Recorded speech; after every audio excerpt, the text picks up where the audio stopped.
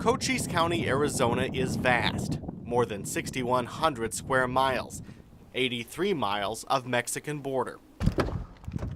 Mark Daniels is sheriff here. He says border problems are his problem. We have a cartel, the transnational organizations within a few miles of me that are trying to bring their product in this country that's deadly and unhealthy to our cultures. Those cartels smuggle drugs and people across the border. In Mexico, they bring fear and violence. In the U.S., they move drugs through a sophisticated system of people called mules and spotters.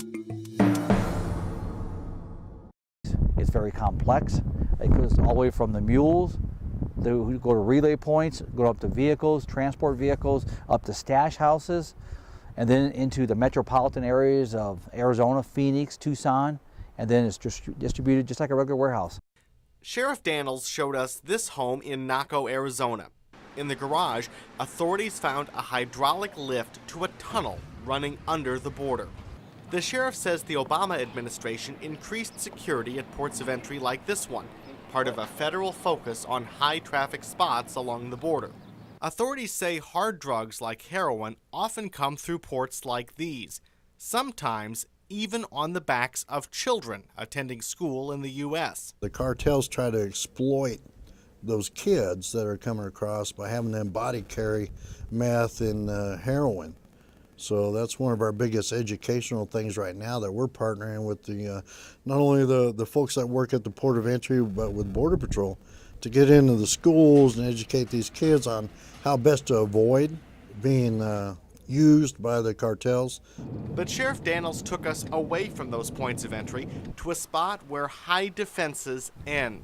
Now that we're further enough away from the port of entry, we have very little protection down here. And this is where the cartels bring their products, and they bring this human smuggling too. There you go. Back at his office, Woo!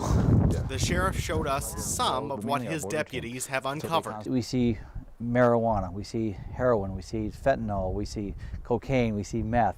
And almost 90% of all the illegal drugs in this country that are in your communities and our communities are coming through where we're standing. Still, Daniels tells us law enforcement are finding ways to fight the flow of drugs together.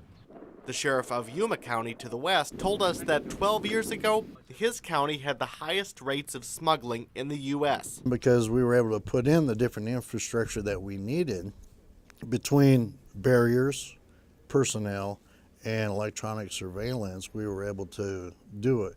And we had a dramatic decrease in the activity in Yuma, along with 100% prosecution of those that were caught. So that moved a lot of the criminal element to more remote areas further towards the east. We got to stand united on this, and we just can't turn our heads and say, it's not our problem, it's everybody's problem. It's everybody's problem. Tomorrow, we take to the air and drive through the desert to see how smugglers escape detection and what it'll take to keep those drugs from reaching their destinations. In Cochise County, Arizona, Joe Ostrowski, WAND News.